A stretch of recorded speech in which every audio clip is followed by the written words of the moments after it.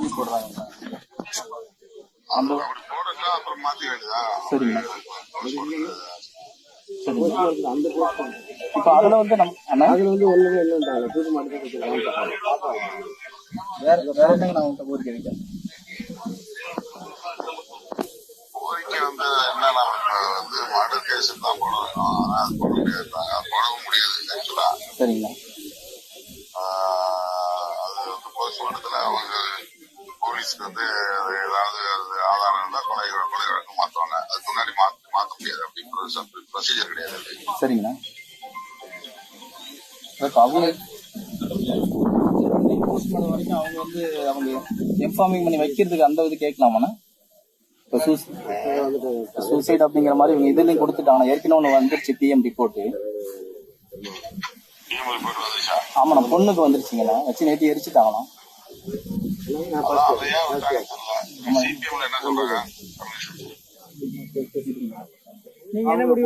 நம்ம எடுக்கிற முடிவுக்கு அவங்க கட்டுப்படுறாங்க. அண்ணா சொல்ற முடிவுக்கு அவங்க ஒத்துழைக்கிறாங்கண்ணா. எஸ்பி வந்திருக்காங்கண்ணா, பேசுறீங்கண்ணா. எஸ்பி இங்க இருக்காங்கண்ணா.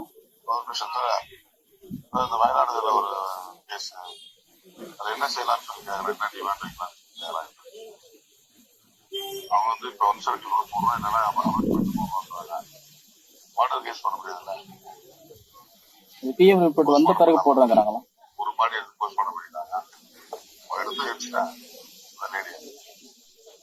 அது பிஎம் ரிப்போர்ட் சூசைட்னு வந்திருக்குண்ணா. அதுல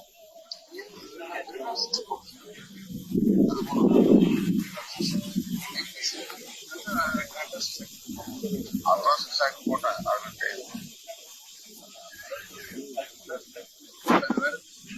அதான் வேற என்ன டிமாண்ட் வைக்கலாம்னு கேட்கலாம். போஸ்ட் பண்ணதுக்கு அனுமதிக்க சொல்றேன் நானு. போஸ்ட் பண்ண அனுமதிக்காம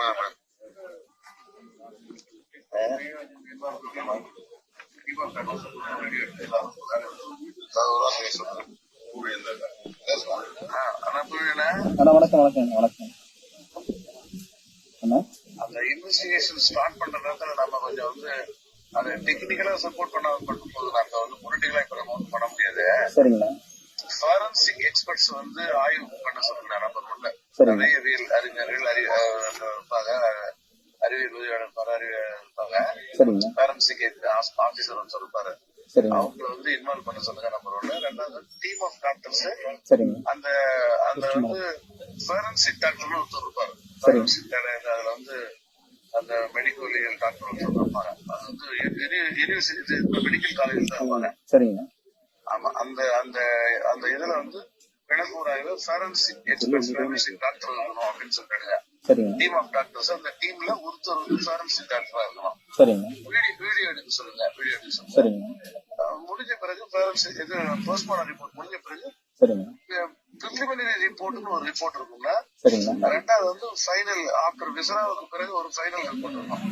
நீங்க பிரிலிமினரி ரிப்போர்ட் உடனே கொடுத்துடணும்னு சொல்லுங்க. அது அப்படியே பிரிலிமினரி ரிப்போர்ட் வந்து நம்ம எங்களுக்கு உடனே கொடுத்துருங்க. அதை நாங்க இன்வெஸ்டிகேஷன் ஆஃபீஸர் கொடுப்போம், கோர்ட்ல கொடுப்போம் அப்படின்னாங்க. பிரிலிமினரி ரிப்போர்ட் வந்து விக்டிம் கையில பிரிலிமினரி ரிப்போர்ட் கொடுத்துருங்க. 3 டிமாண்டா. ஒன்று வந்து தடயவியல் துறை அதிகாரிகளை வந்து ஆய்வு பண்ண சொல்லணும். ஃபாரன்சிக் டாக்டர் உட்பட ஒரு டீம் ஆஃப் டாக்டர்ஸ் வந்து சேர்ந்து போஸ்ட்மார்டம் பண்ணணும். அது வீடியோ எடுக்கணும். 3வது வந்து பிரிலிமினரி ரிப்போர்ட் உடனடியாக கொடுத்துரும். என்ன பண்ண பெண்டிங் விசாரணை எமர்ஜென்சி லெட்டர் அப்படின்னு சொல்லிட்டு கலெக்டர் வந்து பண்ணாருனாக்கா ஃபாரன்சிக் லேப்ல வந்து உடனே ஒரு 1 வீக்ல ஒரு 15 daysல அது வந்து நமக்கு ரிப்போர்ட் கொடுத்துருவாங்க. அது மாதிரி பண்ண சொல்லுங்க.